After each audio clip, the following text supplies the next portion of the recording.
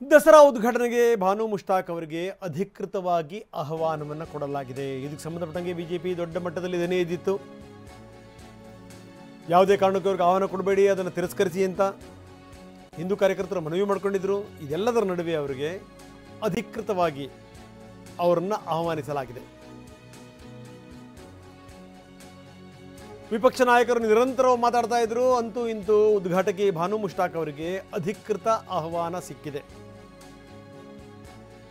ಅಂದರೆ ಸಂಜೆ 4 ಗಂಟೆ ಹೋಗಿ ಜಿಲ್ಲಾಡಳಿತ ಹಾಸನದಲ್ಲಿರೋ ಮುಷ್ತಾಕ್ ಮನೆಗೆ ತೆರಳಿ ಅಧಿಕೃತವಾಗಿ ಆಹ್ವಾನ ಕೊಡ್ತಾರೆ. ಸೊ ಇವೆಲ್ಲ ಘಟನಾವಳಿಗಳಾದಮೇಲೆ ಬಹಳಷ್ಟು ಜನ ಅವ್ರ ಹತ್ರ ಹೋಗ್ತಾ ಇದ್ರು, ಅವ್ರ ಹತ್ರ ಮಾತಾಡ್ತಾ ಇದ್ರು. ಈಗ ಅಧಿಕೃತವಾಗಿ ಇವತ್ತು ಅದಕ್ಕೊಂದು ಸತ್ಸಂಪ್ರದಾಯ ಇದೆ, ಇದೇ ರೀತಿ ಕರೀಬೇಕು ಅಂತ. ಜಿಲ್ಲಾಧಿಕಾರಿಗಳು ಅಲ್ಲಿಗೆ ಹೋಗ್ತಾರೆ, ಅವ್ರ ಮನೆಗೆ ಹೋಗ್ತಾರೆ.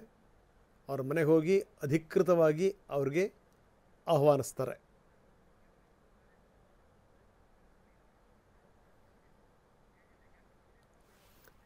ಇನ್ನು ಕೆಲ ಹಿಂದೂ ಸಂಘಟನೆಯವರು ಅವರಿಗೆ ಕೇಳ್ಕೊಂಡಿದ್ರು, ಯಾವುದೇ ಕಾರಣಕ್ಕೂ ಇದನ್ನು ಒಪ್ಕೋಬೇಡಿ, ಆಹ್ವಾನವನ್ನು ತಿರಸ್ಕರಿಸಿ, ದಸರಾ ಉದ್ಘಾಟನೆ ನೀವು ಮಾಡಬೇಡಿ ಅಂತ ಕೆಲವರು ಮನವಿ ಮಾಡ್ಕೊಂಡಿದ್ರು. ಆದರೆ ಯಾರ ಮನವಿಯನ್ನೂ ಕೂಡ ಆಲಿಸಿಲ್ಲ.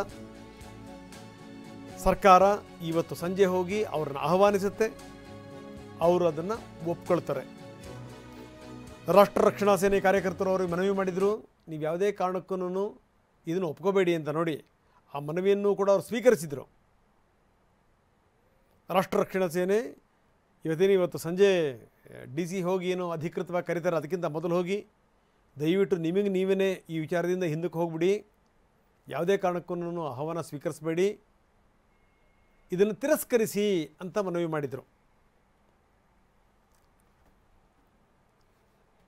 ಅಂಥ ಸಾಧ್ಯತೆಗಳು ತುಂಬ ಕಡಿಮೆ. ಇವತ್ತು ಹೋಗಿ DC ಕರೀತಾರೆ ಅಧಿಕೃತವಾಗಿ. ಯಾಕಂದರೆ ಎಲ್ಲೆಲ್ಲಿರ್ತಾರೋ ಅಲ್ಲಿ ಸಂಬಂಧಪಟ್ಟಂಥ ಜಿಲ್ಲಾಡಳಿತವೇ ಹೋಗಿ ಕರೀತಾರೆ, ಅದೊಂದು ವಾಡಿಕೆ ಅದು.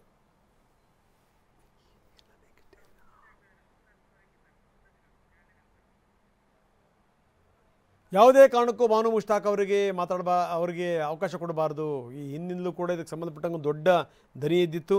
ಅವರು ತಾಯಿ ಭುವನೇಶ್ವರಿಯ ಬಗ್ಗೆ ಮಾತಾಡಿದ್ದು, ಇದೆಲ್ಲ ಸಂಗತಿಗಳನ್ನು ಕೂಡ ಹೇಳಲಾಗಿತ್ತು.